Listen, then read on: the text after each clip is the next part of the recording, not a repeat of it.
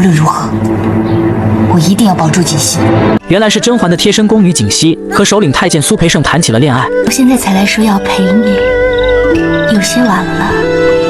接着皇后就以社会不良风气为由，将他们双双发落到慎刑司接受改造。因此，甄嬛句句在暗示皇上解放思想。毕竟宫女和太监的能力有限，其实皇上也有放过他们的想法。因为苏培盛从小就伺候自己，比所有嫔妃侍寝的时间还早上6年，而甄嬛也是在埋怨自己管教无方。他们两人的谈话像极了双方父母在处理孩子早恋的问题。虽然皇上有赦免之心，但皇后却是统领后宫的领导，所以对甄嬛的暗示，老四也是无可奈何。既然皇上有不得已的苦衷，干脆自己先到慎刑司探个究竟。尽管下人劝他有孕在身，可千万不能踏入污秽之地。不过甄嬛救人心切，才不会顾忌这些。随即，甄嬛迈着258万的步伐走去。此刻，她的气场和之前完全不同，甚至钢铁侠来了都会被甄嬛打掉元气。奴婢真是无颜再见你，我一定会想法子救你出去的。正所谓你拿我当干粮，我就把你当豆包。他们主仆早已上升到家人的关系。果然，甄嬛情真意切的关怀让粉丝动容。她说自己和苏培盛的爱情是舆论焦点，如果娘娘非要在此时阻止事件发酵，肯定会发生评论区大爆炸的局面。还有皇后雇佣的水军也会盯着不放。与其主子受罪，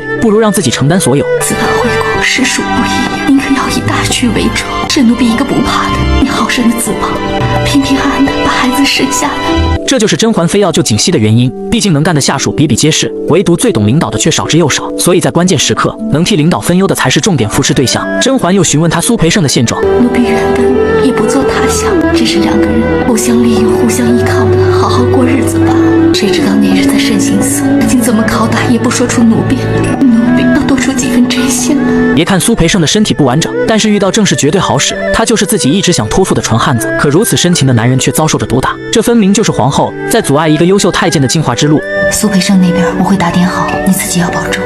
然后甄嬛找到端妃充当说客。端妃不仅是雍王府的老人，还从来不涉及后宫的是是非非，皇上自然会对她另眼相看。而甄嬛曾将曹贵人的女儿托付给她，让佛系的端妃立刻体会到做母亲的快乐。所以当甄嬛暗示她帮忙的时候，端妃那是秒懂对方的意思。看人家甄嬛战队的人都是互相帮助，反观皇后团伙的人却各自扯着皮条。于是在一个风清月朗的夜晚，端妃故意让皇上发现自己在读进化论，顿时让皇上产生了浓厚兴趣。而端妃则站在学术的观点侃侃而谈。她说从人猿发展到人类都是自然法则，倘若没有交配的机缘，不可能繁衍至今。而在臣妾看来，太监和宫女根本没有生育的条件，这是宫女太监们相互的慰藉罢了。奴才们一进宫，孤身劳作到死，难免的凄凉寂寞，只是想寻个伴儿，想想觉得可怜得很。果然，端妃的谬论引起皇上共鸣，她成功的给锦溪和苏培盛摘了帽子，同时将丑事升华到感人肺腑的故事。不得不说，端妃的语言艺术的确狡猾。那你以为该如何处置为好？须是臣妾见熹妃和惠嫔都怀有身孕，实在听不得这些打打杀杀的事。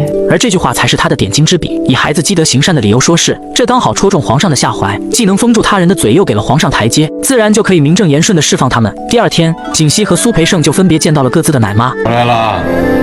奴才多谢皇上。皇上为了照顾皇后的情绪，也同时解禁了对瓜六的禁闭。然而他不知悔改，竟依然到处乱喷。比不得娘娘身边的人做出这等没脸面的事来，可不知是不是上梁不正下梁歪啊？